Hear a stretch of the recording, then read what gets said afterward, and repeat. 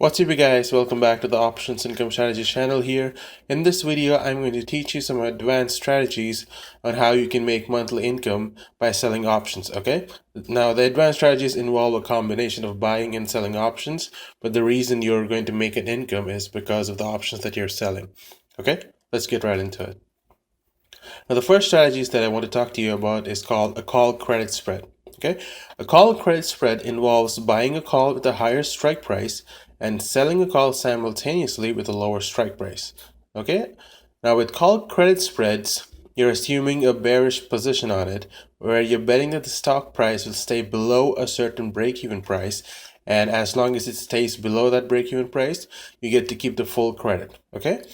Now, if your credit spread is not successful, the losses are limited, and in order to make sure that you have enough cash to account for those losses, your brokerage will hold some cash as collateral without requiring you to own any shares of that stock. Okay?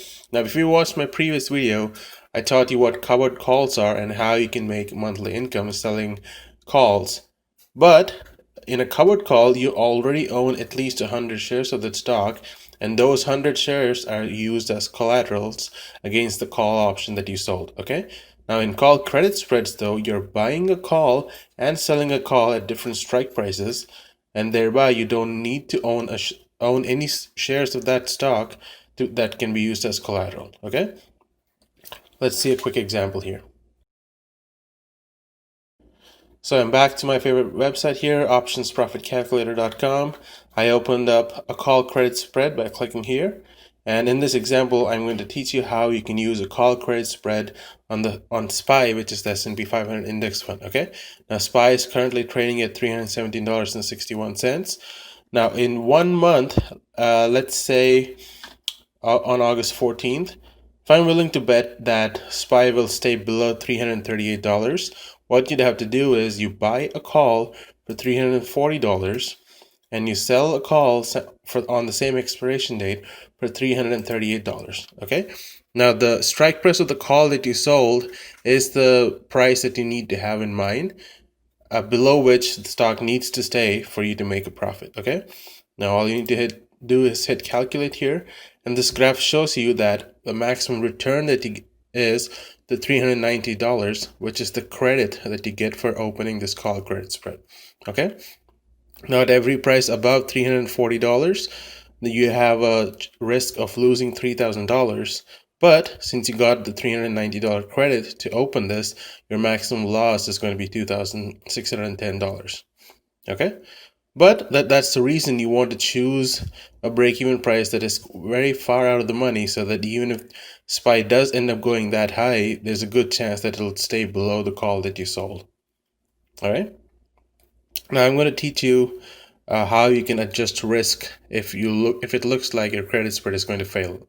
So let's get back into the slides. So for risk management, what you want to do is you check the price of the stock at the end of the second week. Okay. Now, if it looks like the particular stock or the ETF has gone up sharply and is very close to the call that you sold, what you want to do is you want to close out your call credit spread, which means that now you buy back the call that you sold and you sell the call that you bought initially, and then you simultaneously open another call credit spread, which has a higher break-even price. Okay, here's how that would work out. So instead of buying the 340 call and selling the 338 call, say 2 weeks down the line, the price of SPY does go up to $334, and you think it's going to come really close to the $338 and you may lose on the trade. What you want to do is you want to close out this trade, and instead you buy, say, the 346 call and you sell the 344 call. Okay? Now, the price of these strike prices won't be the same, obviously, because the price of SPY would have gone up, and the credit you get from that would be slightly different. But the point being, now the break-even price for that would be $344, and even though you won't keep the full $390 credit from it, it may reduce down to, say, $300 or $280, but you won't end up incurring the $3,000 loss if SPY does end up going above $340. Okay?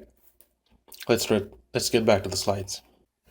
Now, the next strategy that I want to talk to you about is called the put credit spread. Now, in put credit spreads are similar to call credit spreads, except now you're buying a put with the lower strike price and selling a put with the higher strike price. Okay. Now, when you're buying put credit spreads, you have a bullish outlook on that particular stock, but you're betting that the stock price will stay above a certain break-even price, and as long as it stays above that price, you get to keep the full credit. Okay. Similar to call credit spreads, even if it's not successful, the losses are limited. But since there is a potential loss, your brokers will still hold some cash as collateral without you requiring to own any shares of the stock. Okay, let's see a quick example here. Now I'm showing a put credit spread on SPY again. All you need to do is click on put spread here. Type in SPY, you get your price here. Now, if you look at the 200-day moving average for SPY, the $302 shows is the 200-day moving average, and that happens to be a strong support for SPY, below which it's not likely to fall. Okay, now it may still fall, which is why you still take a risk, but that's how you determine what your break-even price should be when you're opening a put credit spread. Okay, so now I'm saying 1 month down the line on 14th August, I buy the $300 call and I decide to sell the $302 put. So yeah, I meant to say buy the $300 put. And then you sell the $302 put because you want the price to stay about $302. You hit calculate again.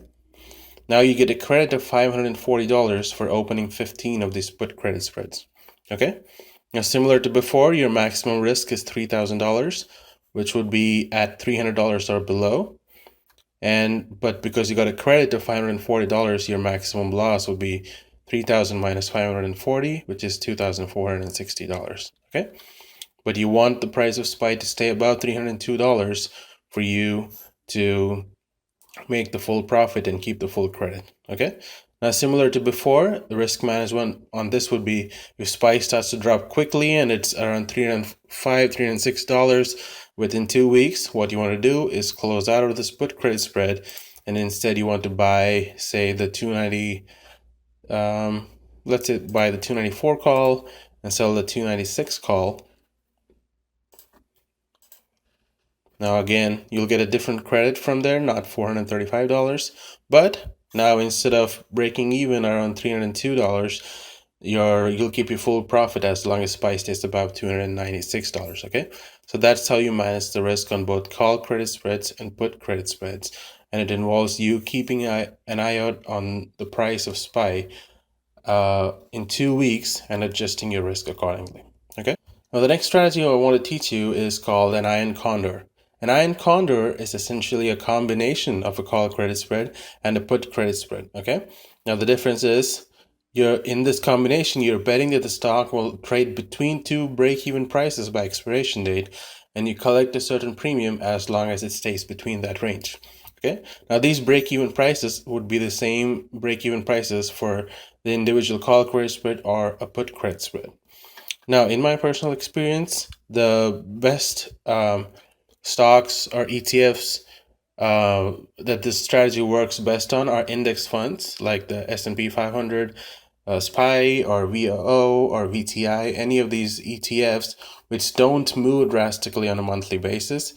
Those are the best stocks or ETFs to use this strategy on. Okay, so a rule of thumb that I follow is to set up a monthly call credit spread that breaks even 6 to 8% above the current price, and a put credit spread that breaks even 6 to 8% below the current price. Okay, since index funds don't typically move up or down by 6 or 8% on a monthly basis, the probability of succeeding on this trade is usually very high. Okay, now during the recent months when the stocks have been fluctuating like crazy since March, now is not a good time to use this strategy because even an index fund like S&P 500 has gone up, I think 25-30% in the last 2 or 3 months. So in a situation like this, I would actually not recommend iron condors because there is a good chance that the fund can go up or down 8% on a monthly basis. Okay, now even in a regular scenario, individual stocks are far more likely to rise or drop by more than 8% in a month. So this strategy is not recommended unless you choose a break-even price that is very far out of the money. Okay, let's see some examples. So I'm showing an iron condor on SPY again. So all I did here is combine this call credit spread and this put credit spread, okay? So I chose the same strike prices here, bought the $300 put and sold the $302 put. I bought the $340 call and sold the $338 call, okay? I'm buying 15 of these iron condors. And if I hit calculate here, you see that as long as it stays within this range, you get to keep the full $930. And you'll also see that it's a 44.9% profit in 1 month. Okay? So if you compare with the call spread here, what you're going to see is for the same strike prices that I chose for the iron condor, your entry cost, which is you get a credit of $390 as your entry cost, and your maximum risk is $2,610. For the iron condor, even though your call credit spread has the same strike prices, now your entry credit is $930 instead of just $390, and your maximum risk dropped from $2,610 to just $2,070. Okay? If you compare with the put spread, your entry credit is $540, which is slightly more than the call credit spread, but again, the maximum risk here is $2,460, and here the maximum risk is just $2,070. Okay, so you can see how it can be more profitable for you to place an iron condor when you combine both the call credit spreads and put credit spreads, because essentially you're adding up the credits that you get from each of the spreads and minimizing the risk by getting a higher credit. Okay, now similar to before, the way to adjust risk on iron condors is 2 weeks down the line, if the price of SPY starts going up, you can separately close out this call credit spread and move it up so that it breaks even at, say, $344. Or if it drops sharply, you can close out this put credit spread and move it down so that now it breaks even at $296 and not $302. Okay?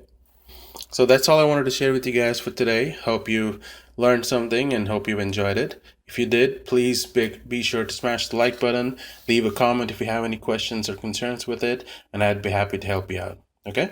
Also subscribe and hit the notification bell, and I'll see you in the next one. Take care.